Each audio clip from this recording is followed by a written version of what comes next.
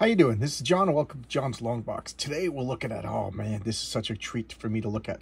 This is Marvel 2-in-1 featuring The Thing, guest starring The Beast, Miss Marvel, Nick Fury, and Wonder Man. Okay, Marvel 2-in-1, for those of you who don't know, started out Marvel Feature. It was like the last 3 or 4 issues of Marvel Feature, and that issue debuted, that comic debuted the Defenders. I showcased that.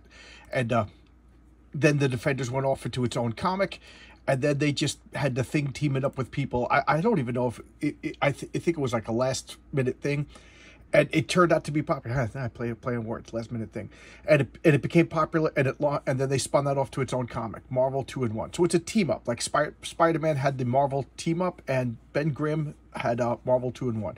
I've said a few times that when the Fantastic Four first debuted, Johnny Storm, the Human Torch, was by far the most popular character, and his personality or his fame kind of waned, and Ben Grimm grew. And Ben Grimm is my favorite superhero comic book character of all time. Superman being a second, but by far it's blue-eyed, ever-loving Thing right over here. But I love Ben Grimm. He is the cornerstone of the Fantastic Four, pun intended. He is the heart of the Fantastic Four, and he is the most human because he lost his humanity, and he always wants to recover his humanity, so he values what he lost. Or say like Johnny Storm is kind of a jerk sometimes and takes his powers for granted. He got a cool power. He's good looking. He's a ladies' man. He's living the life of Riley, whereas poor Ben views himself as a monster, and he won't even, for the longest time wouldn't even propose to his girlfriend because he felt like he didn't deserve her. So he's just like the schnook, he just wants to be human again. All right, and this is Carol Danvers. She's now Captain Marvel, but this is what she looked like for a while, and I thought that was just a great superhero costume. I always say superhero costumes should be simple and elegant. I mean, you can't get more simple than the blue shorts, but I need to bring this up because I realized that in a few Twitter arguments, people don't know what I'm talking about. This is not the Thing's skin color. This is not Carol Danvers' skin color. That's not Simon Williams' skin color. That's not the Beast. That's ink on a paper. And it's a comic book. And the color matters. This is part of the look of Ben Grimm, the Thing. This is part of the Beast. I'm trying to see if I'm making myself clear. Like, you can't just change Ben Grimm into purple and yellow. That changes his scheme. It changes his character. Just like Carol Danvers, you can't just put yellow gloves on her, a red S or lightning bolt symbol, and then make her skin green. Then it's a different character. Why? Because it's a comic book, and the colors matter. The color schemes matter. Spider-Man is red and blue. And if you change Spider-Man to black, like they did in the 80s, a lot of people rejected it. Believe it, nowadays we look back on it, it's kind of cool, but a lot of people rejected the black look for Spider-Man.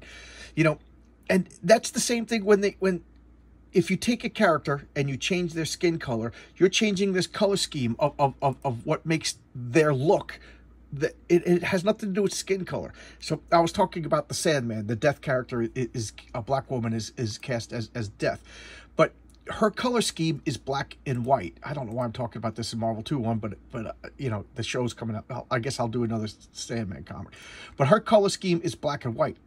It has nothing to do with her skin color. They fundamentally changed that character because it was a comic book character, and colors, we're going back to the 4-color era of comics.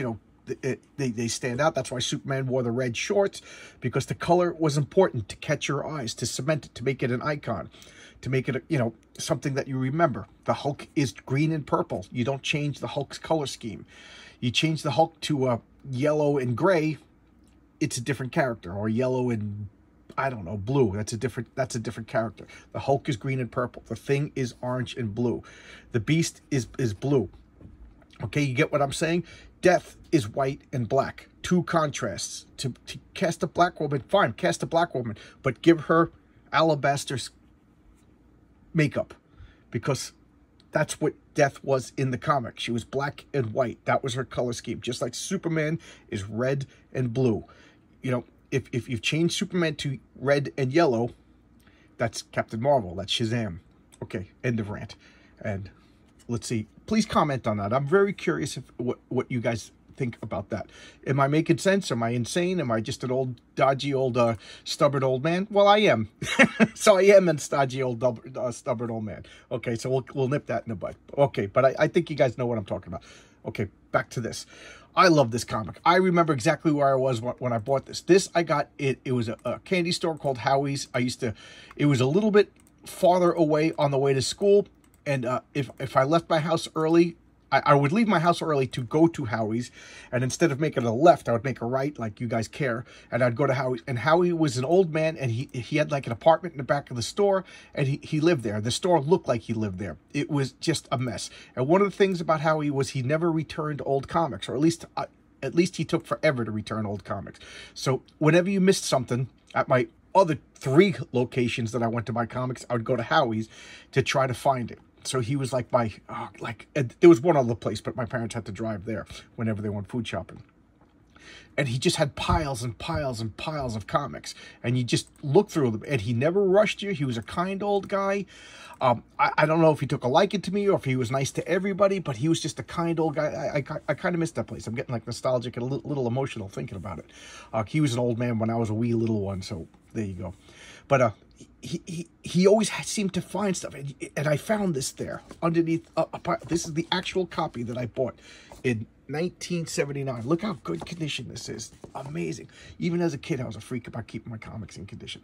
Okay, so let's get to the comic itself. This is Carol Danvers, Miss Marvel. She is now Captain Marvel.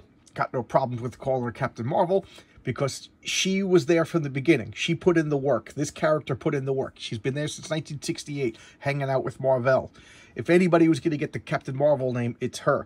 Matter of fact, when they gave the name Captain Marvel to, like, all of a sudden surprise son, Guinness, I was a little ticked about that. I thought that character didn't... That character didn't do the work. That character didn't deserve the name. So they gave it to her. I was pretty happy with it. The only bad thing was they took it away from Monica Rambeau, whom I grown to really like. I thought she was a cool character, but it made sense to turn her into Captain Marvel. My only problem is I hate her new costume.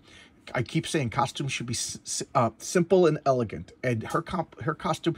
It looks like a military uniform. And yes, there's a difference between a military uniform and a superhero costume.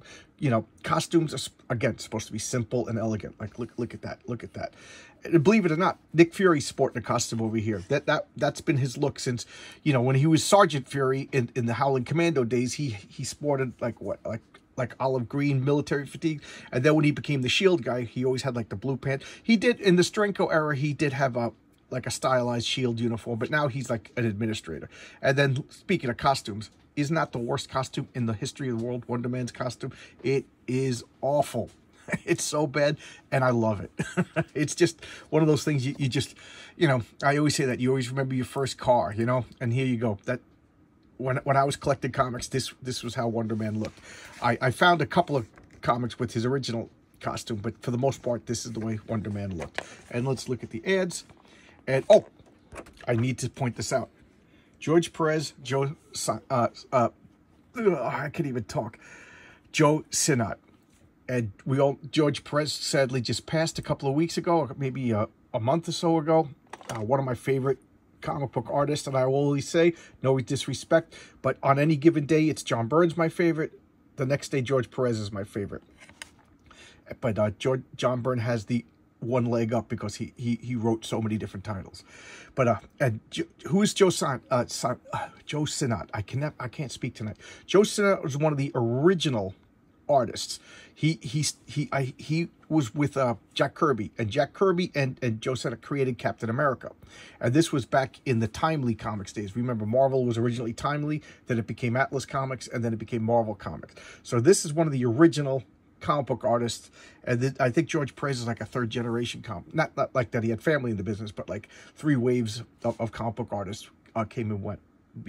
He joined in a 3rd wave of hiring. Okay, I'm rambling. Let's open this up. So let's look at the credits. The Thing and the Avengers. Basically, Peter Gillis. Peter Gillis, he wrote the Micronauts' New Voyages, which is a very underrated series. It didn't last too long. It was kind of bizarre, and it was very trippy, and I really liked it. Peter Gillis also wrote some Star-Lord comics back. You know, I showcased Marvel Spotlight with my first exposure to Star-Lord. Very different than what you see in the movies. And there we go, Frank Miller. 2 Frank Millers in a row. That wasn't planned. I just had a nostalgic feeling for this comic, and that's mostly what this channel is about. Every once in a while, I'll do a comic that I feel is important, but most of the time, it's a comic that I just want to pull out of the box and share with friends. And I don't have friends in real life, so be my friends, guys. So here we go, Frank Miller. And then Bob McLeod is the inker. Bob McLeod, what I just showcased a few things with him. I know he did some pages in the Marvel official handbook of the Marvel Universe.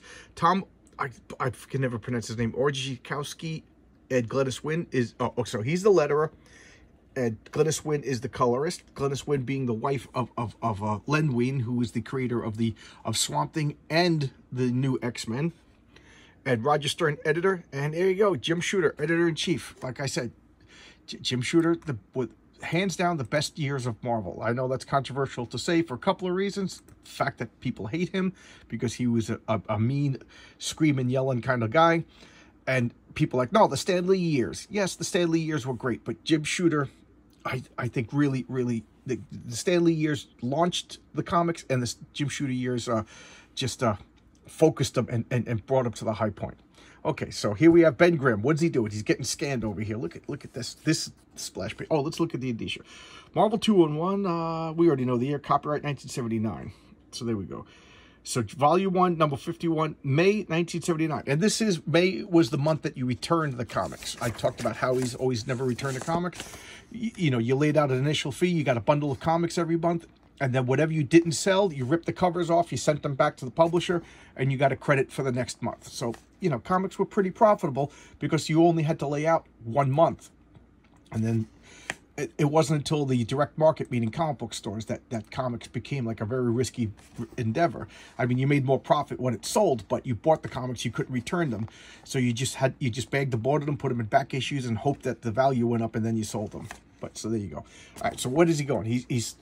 He's showing his identity, his identification. It's electronic in a belt. You know, that's kind of impressive considering this 1979. And he goes down, and there we got Nick Fury. What's that in his mouth? That's a cigarette. Nick Fury in the 70s, 80s, and I think it wasn't until maybe even the 90s, but it wasn't until Joe Quesada took over that they didn't have any depictions of smoking in comics. But Wolverine, Ben Grimm, and Nick Fury, They like their stogies. And here you go. They're running around like things are insane. And what are they doing? Ta-da. It's a poker match. It's a poker game. I love that. I love when like the superheroes all, especially from other teams, all hang out together and like they play baseball. The X-Men would do that every once in a while. A baseball issue. And then, you know, a poker game. So here we got Hank McCoy the Beast, Carol Danvers. This is Blake Tower. I'll get back to him after I introduce everybody. Simon Williams, Wonder Man, and that's Jarvis. For those of you who are new to comics, you know, maybe you stumbled across my silly little channel by watching the movies. Jarvis was a butler. He was a real person. He was Alfred to not just Tony Stark, but the entire Avengers. You know, he organized like food. He kept the building in shape, and he also did like spot medical like on people. You know, he was just more than just a butler. He was, you know, a logistics officer, if you ask me. So let's go back to Blake Tower. Blake Tower is one of those characters that I just love. It's one of the things that Jim Shooter was great about. He like was an NPC. They're all NPCs, right? But he was introduced in I don't even know. I think it was Iron Fist or maybe Daredevil. But he is the district attorney for Manhattan. So Jim Shooter wanted to tie, like, somebody would make up a police officer, and then they would create a character whole cloth. And then another character would be like, you know what, I'm going to borrow that character. But when it came down to, like the mayor, the police commissioner, or Jim Shooter made sure that all the characters introduced in Daredevil, they interconnected. So D.A. Tower was introduced, I think, in Daredevil, or maybe it was Iron Fist, but one of those two comics. And then he became the district attorney of this Marvel version of Manhattan. And after a while, he became like a love interest for She-Hulk because she was a lawyer. And then it turned out that, you know, he just shows up. He's the handsome district attorney. and you know, he's dashing and he's crusading. He's like the good guy, you know, what you want in that position. And that's really all that was explored about him. And then in the She-Hulk comic, you find out that he was married, he had kids, and you know, so because, and then, you know, she was the first to break the fourth wall. She would turn around to, she's like, oh darn, I just assumed he was single, you know, things like that. But look at this panel, how cool is that? And here they are. You can see the little bit of limitations in Frank Miller's art over here. And Jarvis is asking them what they want to eat. And Ben Grimm goes, hey, you can't wear those cheaters when we're playing cards. He goes, okay, I'll take my glasses off. Remember, Simon Williams is made out of energy. Wonder Man, he was killed. His body slowly transformed into energy, and energy can't be destroyed. So he's back. He can't be killed. He's one of the most powerful Marvel heroes. And at this point, he didn't know how powerful he was. And just little things like this about his eyes would hint that he was more than he seemed. And what's going on? Of course, it wouldn't be a comic book without plots. So what's going on? We got medical supplies going to Sheild, and boom. I always feel bad. I know that's the point, but I always feel bad. This guy was just doing his job, and here he gets shot by a bad guy. And you know, Frank Miller draws his face. I just feel bad, even though that guy doesn't. He's just ink on a drawing, ink on paper. Still feel bad, you know. And then from the exhaust pipe, gas comes out, and just, I don't know if it kills him or knocks him out. And this is the Sheild uniforms of the time. Again, that's another Jim Shooter thing. He made, instead of just like every comic book had their own uniforms for Sheild, you know, Jim Shooter made sure that they used the same officers, the same uniforms, and he codified the Marvel universe. As much as I like Roy Thomas, the Roy Thomas years, Marvel Comics was kind of sloppy. I'll just leave it at that. And here we have some masked, whatever you want to call them, faction, terrorists, I don't know, army, whatever, lunatics. They're coming in and they're attacking Sheild. And what's going on? We have another splash page. Remember, I said the splash page is one panel, and it doesn't have to be the first page. And also, there could be multiple splash pages in a comic. But this isn't really a splash page. But this is pretty clever because it looks like cards, and it's got the faces of the people playing the cards. And here they are just having a grand old time. I love this. This was a big special effect of the time. And I always called it the John Byrne effect. And that just shows you how little I knew at the time. But, you know, I was a little kid. I didn't even know about the X-Men. I knew about the X-Men at this point. But the X-Men really... The old X-Men, it didn't sell too well. It was almost canceled. But Neil Adams was brought on, and Neil Adams kind of invented this, as far as I know. Maybe I'm showing my ignorance. Maybe somebody else did it. But I saw that Neil Adams, and John Byrne was very inspired by Neil Adams, and I think that's something you don't say to John Byrne. John Byrne's a prickly pear. So here they're all playing. Look, I like this. Even Jarvis is playing cards with him, and then Hank McCoy, the Beast, is holding the cards with his feet. You think somebody would yell at him. District Tower is... You know, they're flirting. You know, this was before it was established he had a wife. So this is, you know, what was that? That was literally 20 years later in real time. So maybe they didn't meet. And nobody expected Miss Marvel to be the card shark that she is. And I think they even hinted, because one of her powers is the sixth sense. So she has like this, I don't want to call it like spider sense, but she has this like precognitive ability. So maybe she's reading people's faces. Maybe she's using her superpowers. Is that cheating? I don't know. I don't know. I'm not a superhero. So, and again, we cut back to the everything that's going on. This looks so much like Frank Miller over here. They're breaking into Alpha Hangar Priority 1A, and they're using. I love this. They're using these magnetic vices that just increase, and just rip the door apart. I thought that was a pretty clever little sci-fi invention. And of course, all the Sheild agents are coming out to stop them. That's what they do. But there's no match for these guys. And here's Ben Grimm complaining about food. Who brings a woman to a card game? You know, old-fashioned, old sexist Ben Grimm.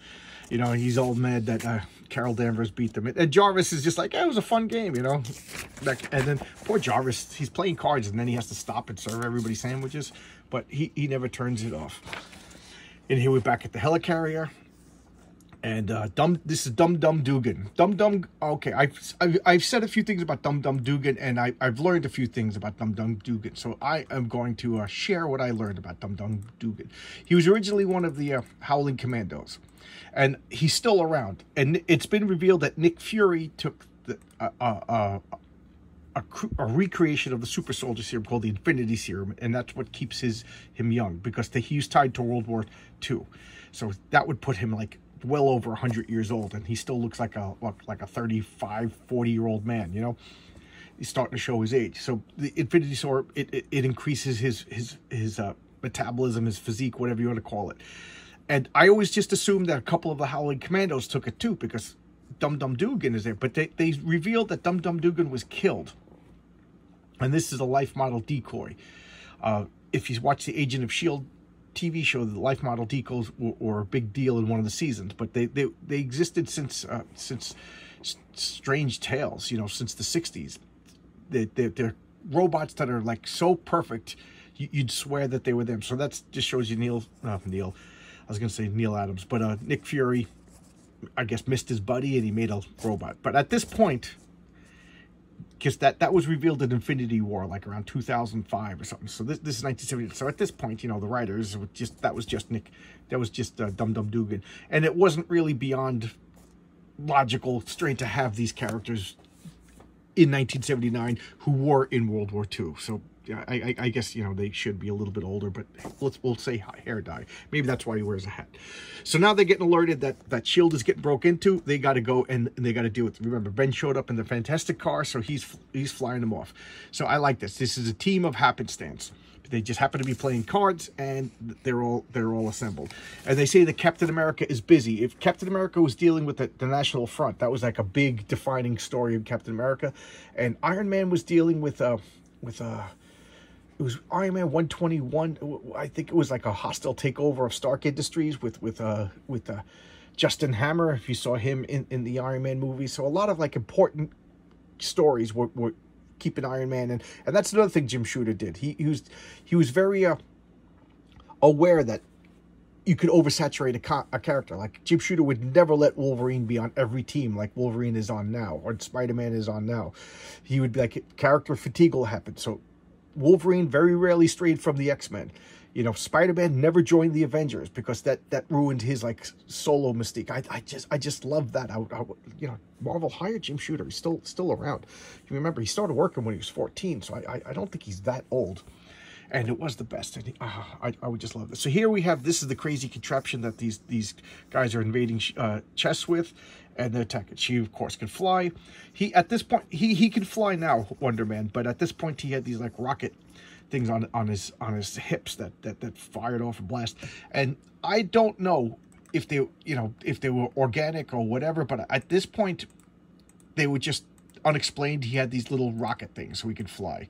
But later on they said that they actually plugged into him, and because since he's energy, that's what powered these. But at this point, I don't think the writers really knew what to do. You know, power creep always happens. Superheroes always get more powerful. What would Nick Fury do without a gun? Look, he doesn't have a cigarette in his mouth, and then the Beast just jumps off and fights. I keep talking about the Pinocchio, the non-human character that wishes they were human.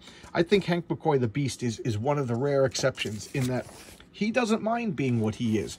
And a matter of fact, when I first started collecting comics around this time, around this 1977-79 period, I didn't know that Hank McCoy was in the X-Men. He was already in the Avengers. So, and at that point, I didn't even know the X-Men existed, because remember, they were really low selling at that point. So I thought he was originally Avenger. I thought he was always blue and furry, and he was happy-go-lucky. Him and Simon Williams, Wonder Man, were always running around. They were picking up chicks. They were going to bars and drinking, and he was just joke a minute and happy. So he never had that like inner monologue of like, oh, I wish I was human or whatever. He seemed to be happy in his furry form. You know, he loved it. So he's the exception to the Pinocchio. Even though he's non-human character, he's just happy. And now he's the brooding scientist in the modern X-Men, and I like this happy-go-lucky. You know, he's still a scientist and everything, but he's because he was happy and goofy originally in the X-Men in the first 50 issues, and now he's brooding scientist man. And here we have this Fantastic Four cartoon. Fantastic Four have been done dirty more than any other Marvel property. Look at this cartoon. They were afraid of they said that they didn't want little kids to copy the Human Torch and set themselves on fire, so they put in Herbie the Robot. The truth is that the Human Torch was licensed out to have his own cartoon, but it never materialized. So when they wanted to make a Fantastic Four, they couldn't have Johnny Storm, the human. So they couldn't put Spider-Man in there. They couldn't put any other character. They put this stupid robot. And I tried to watch this, and it just bothered me so much. I could not enjoy this with Herbie the Robot. It was so bad. And then they brought Herbie the Robot into regular comics later on. So here they are. Things are going crazy. We got some explosions that go boom in the background, and they're just, you know, having a go at the villains. What is his power? At this point, he's super invulnerable and he's super strong, and then he has those rocket packs. So he's a tough guy. He's one of the strongest Marvel universe. He beat Thor in his first appearance, and he could go toe to toe with the Hulk. It's just that he doesn't realize how powerful he is, and he's at this point he still has that like fear of death, because he you know, when he got Baron Zemo in the Enchantress, where they turned him into Wonder Man, his power like burnt himself out, and his body like went dormant, and he thought he was dead for whatever, how many years, and he remembers it all. How horrible is that, to lay in a coffin aware? And he thought that's what the afterlife was. So he's always like hesitant. I just love that. So here they are. Because, you know, you fight almost as good as you play poker. You know, so Ben's lightening up. You know, he's just being a sore loser over here. But that's one of the things I like about Ben. He's got real human emotions. You know, when somebody takes all your money, you can't help but be a little like, ah, God. Yeah, so that's why I won't play poker. I'm terrible at poker. I got no poker face. So she's like, thanks, so are you. And she was fun. She was a fun character at this point. She enjoyed her powers. She was powerful. She could fly. She had the sixth sense. She didn't have any laser beams or anything like that at this point.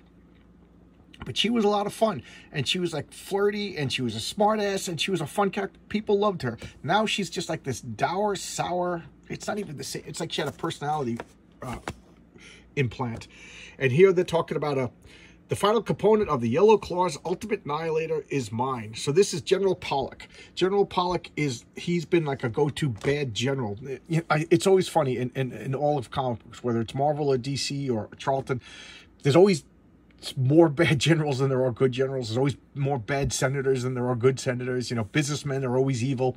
You wonder how like anything gets done with like literal terrorists, like, you know, as a general, literal terrorists as senators. I know you may not like the opposing party, but we can't just say that they're terrorists.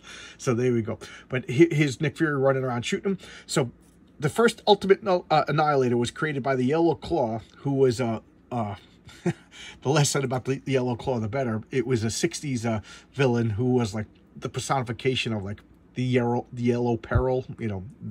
So, you know, even me, who's not politically correct in the slightest, has to say, yeah, the Yellow Claw was one of Marvel's more racist villains. And coming from me, you know, your jaws should be dropping, because that's stuff, you know, water off a duck's back. But he created the Ultimate Nullifier, and it's been in Sheild storage since Strange Tales 165. So we're talking like from like 1969. So for 10 years or so. And Nick Fury's out there fighting him. And also General Pollock, he released Nuclear to destroy the Avengers at one point. That Avengers Annual number 6. I got to break that out. That is a great...